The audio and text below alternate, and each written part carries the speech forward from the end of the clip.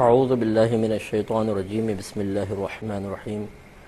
دیکھیں، جتنے بھی اولیاء عظام ہوتے ہیں جو مرجع خلائق بنتے ہیں اللہ تعالیٰ کی بارگاہ میں، ان کو درجہ قرب حاصل ہوتا ہے۔ اس کی ایک سب سے بڑی وجہ بہت ساری وجوہات کے ساتھ ساتھ اتباع رسول بھی ہوتی ہے۔ ہمارے نبی کریم صلی اللہ علیہ وسلم کا معاملہ بھی اسی طرح شفقت والا اور پیار والا معاملہ تھا۔ جو آپ کے پاس آ جاتا آپ نے کبھی اس کو نفرت کی نگاہ سے نہیں دیکھا ہے، بلکہ شفقت فرمائی ہے، کرم فرمایا ہے، اور بلا امتیاز جس طریقے سے ایک مسلمان پر آپ کا فیض جاری و ساری ہے، کفار پر بھی جاری و ساری رہا۔ اللہ تبارک و تعالی نے قرآن عظیم میں ارشاد فرمایا کہ ما کان اللہ لیعذبہم وانت فیہم۔ اے حبیب کریم صلی اللہ علیہ وسلم، اللہ کی یہ شان نہیں کہ آپ ان کے درمیان موجود ہوں اور ان لوگوں پر اجتماعی عذاب نازل فرمائے، کہ یہ سرکار کا ایسا کرم ہے جس میں کافر مسلمان سب شامل ہیں۔ اور سرکار بڑا کرم فرماتے تھے، سب کے ساتھ اچھا سلوک کرتے تھے۔ یہی سلسلہ پھر صحابہ کرام میں پھر یہی آگے سلسلہ چلتا رہا، اور اولیاء اعظام نے اسی چیز کو قبول کیا کہ وہ کفر سے نفرت کرتے تھے، کافر سے نہیں۔ وہ گناہ سے نفرت کرتے تھے، گناہگار سے نہیں۔ اور ان کا طریقہ یہ تھا کہ پہلے ایک شخص کو موقع فراہم کرو، اسے اپنے پاس بٹھاؤ، اسے آنے دو، اسے دیکھنے کا موقع دو، سمجھنے کا موقع دو۔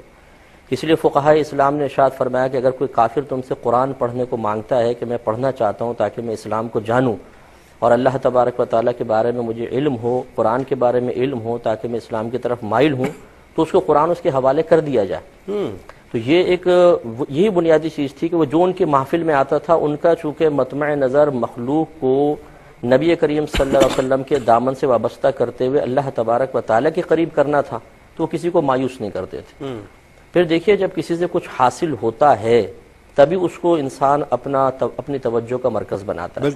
عیسیٰ علیہ السلام کے بارے میں قرآن عظیم میں واضح طور پہ آپ نے خود ارشاد فرمایا، اللہ نے نقل فرمایا کہ میں مادرزاد اندھوں کو بینائی دیتا ہوں، اور جو کوڑ کے مریض ہیں میں ان کو ہاتھ پھیر کر شفا دیتا ہوں۔ مفہوم آیت کا تو مفسرین نے لکھا ہے کہ آپ کی صحبت میں ایک ٹائم میں 50 ہزار افراد ہوتے تھے، اور بلا امتیاز اس میں آپ کے ماننے والے بھی تھے اور دوسرے لوگ بھی ہوا کرتے تھے، اور سب پہ آپ فیض جاری کرتے تھے۔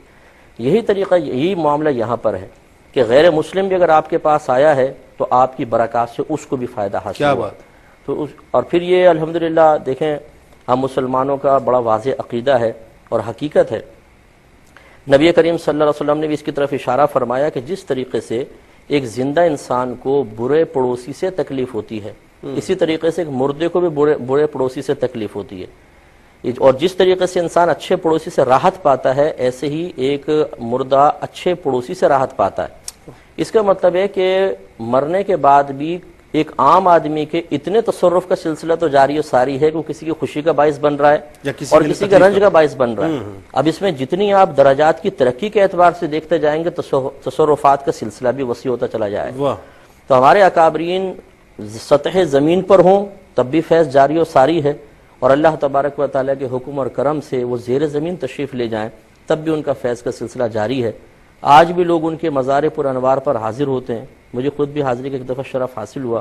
وہ جو بڑی دیگ لگی ہوئی حضرت، وہ اتنی بڑی دیگ ہے، اور اس میں ایسا مطلب سنا یہی ہے، مطلب میرے سامنے تو نہیں ہوا، کہ جو اس قسم کی چیز ڈالی جاتی ہے، کھانا ایسا تیار ہوتا ہے کہ جو کھاتا ہے وہ کہتا ہے کہ جی کیا کھانا ہے، ماشاءاللہ۔ 160 من کی سب سے بڑی، 160 من کی، اور 80 من کی اس سے چھوٹی دے۔ تو یہ ایک آپ وسیلہ بن رہے ہیں نا اس چیز کا۔ یہ آپ کا ایک ظاہری فیض بھی آپ دیکھ لیں، یعنی حصی فیض جس کو آپ کہتے ہیں، کہ لوگ اس سے فیض یاب ہو رہے ہیں، مسلم آ رہا ہے، غیر مسلم آ رہا ہے، اور پھر روحانی فیض کہ جو وہاں پر پہنچتا ہے اس کو قلبی سکون ملتا ہے، وہ ایک لمحے کے لیے، کچھ لمحات کے لیے تو دنیاوی غموں سے بالکل آزاد ہو جاتا ہے۔ تو یہ ہمارے اکابرین کا چونکہ فیوز برکات ہیں، یہ کرم نوازیاں ہیں، یہ سب کے ساتھ بحیثیت انسان کے، ان کو انسان دیکھنے کے اعتبار سے ایک یکساں سلوک ہے جس کی آج برکات نظر آ رہی ہے۔